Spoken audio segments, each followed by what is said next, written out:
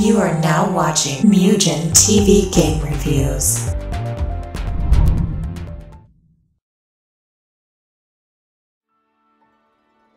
When Square Enix announced that they were releasing Secret of Mana collection for the Nintendo Switch, I was super excited, until I found out that it was only going to be released in Japan, and man was I disappointed. But Square Enix later hit fans with a surprise trailer of Secret of Mana Remastered for the PS4. So, does it live up to the original masterpiece during the Super NES era? Well, we will soon find out.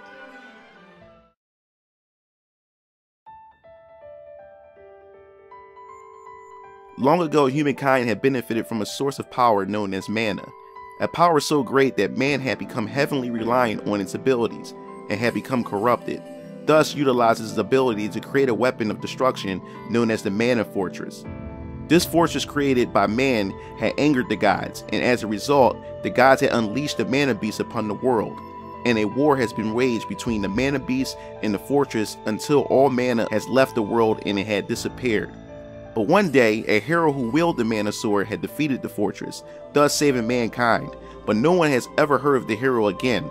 The sword remains stuck in the stone, waiting for the day until it's once needed again. Years has passed, and history yet again repeats itself, and a new hero is called to pick up the mantle of the hero who wields the Sword of Mana. That hero is named Randy, an orphan boy who lives in Poto's village. He one day sneaks off with his friends who heard legends of the sword hidden within the woods. Our hero Randy mistakenly gets separated from his friends and stumbles upon the legendary Mana Sword. The sword calls him and encourages him to pull the sword from the stone, and as a result, his journey begins after monsters begin to mysteriously appear, putting his village in danger, which causes him to immediately be exiled because the villagers believe that Randy had cursed the world for pulling the sword from its place. Randy then meets Gemma, who teaches him the legends of the Mana Sword and the hero's journey.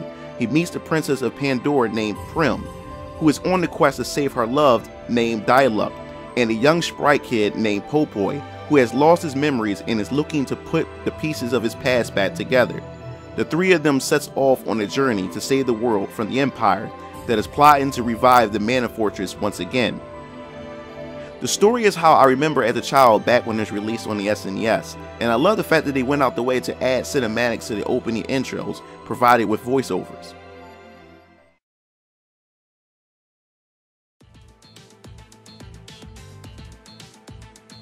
Like most remasters, nothing much is done to the overall gameplay or visuals, but in this case, regarding Secret of Mana, they decided to give the game a 3D makeover, similar to the PS Vita release of Adventures of Mana.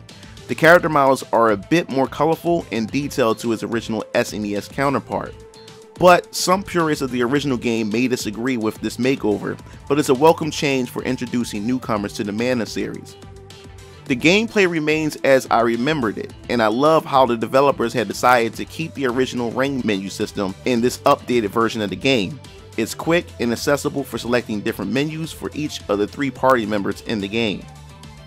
The gameplay focuses on dungeon exploring, equipped with an engaging real-time combat system found in games like Legend of Zelda. Attacks are performed by pressing the X button, and magic now utilizes a new shortcut feature added to this version of the game, and can be mapped to the L1 and R1 buttons. This definitely improves the quality of life for this classic title. Even though the combat is played in real time, the characters are given a stamina meter. This stamina meter is represented by the numbers shown at the bottom of the player's health. This happens each time you attack, which in a way makes it feel more like a turn-based RPG. If you attack before the stamina reaches 100%, your attack won't be as effective, or it will just simply miss altogether. There are multiple different weapons for the party to receive in the game. Each weapon has its own level, so you will have to find yourself swapping between Randy, Prim, and Popoy on multiple occasions. Each time a weapon levels up, you will gain a new charge attack, in which you hold the X button to fill the charge to the level, and then the weapon will cap off and unleash a powerful attack. There will be a point in the game where the party will gain access to summon abilities, in which only Prim and Popoy can cast. Randy is the hero who wields the Mana Sword, so he would never be able to cast magic spells. Magic can also be leveled up and become even stronger during battles. There are a few gripes that I do have with the gameplay. For some reason, the game will randomly crash or sometimes stutter during combat. Your party members' AI isn't the brightest at times, and you can find yourself having to switch between them in order to get them off of the walls when they get stuck. But this isn't too much of an issue because the game can be played locally with your friends and family. I really prefer that you play this game locally because it's much easier to only manage your character versus all three by yourself. The game can be beaten easily if you level grind early in the games. You will pretty much be unstoppable.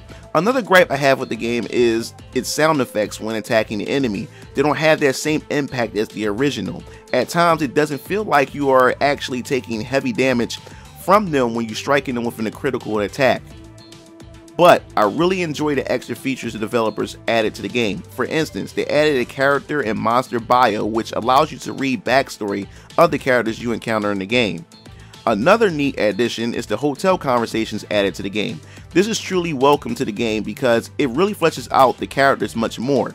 The SNES version had little to no dialogue between the characters. I felt no real attachment to the characters compared to this version. I often find myself chuckling at the three of them going back and forth with one another. Popoi is by far the most lovable of the party. How many times do I have to tell you? I'm not jealous. I'm in love with Zyla. Yeah, sure. Ugh, would you wipe that soppy look off your face? It's gross. But speaking of dialogue, most people will probably not like the English dub voiceovers and may be a bit turned off that the characters don't move their mouth during cutscenes. But as far as the music goes, it's kind of a mixed bag for me. Secret of Mana for the SNES had an amazing soundtrack, and often when it comes to remaster, sometimes developers will recreate some of the most memorable tracks and will either enhance them or completely butcher them. Perfect example, while I'm traveling through the plains to reach the underground mines, there you will hear one of my favorite tracks that I often find myself humming as a child, and in the remake they completely destroyed it.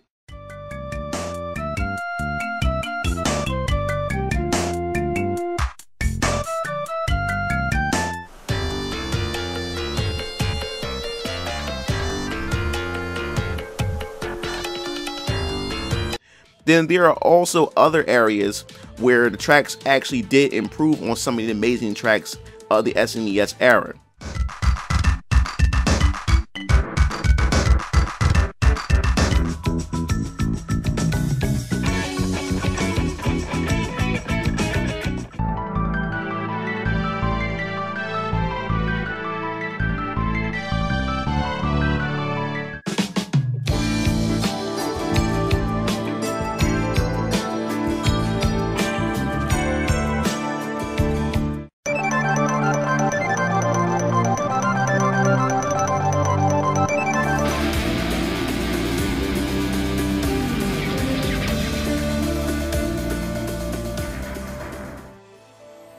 So, overall, while there may be some who've played the original and would totally trash this game for not being perfect, I found myself enjoying this game the same way I did as a child growing up, playing the Super NES version. It has always had an engaging combat system that would leave you feeling invincible after you grind out your weapons and spells, and a mediocre plot that doesn't bore you or excite you, but is enjoyable enough to keep you engaged with the world and its characters. If you have two friends to play alongside you, then there's enough fun to be had here despite some of the game hiccups along the way. I give this game a 7 out of 10. This is MugenLord, and don't forget to like or dislike the video and hit the bell at the bottom of the video to receive notifications for future videos. See you Game Fiends later. Signing off.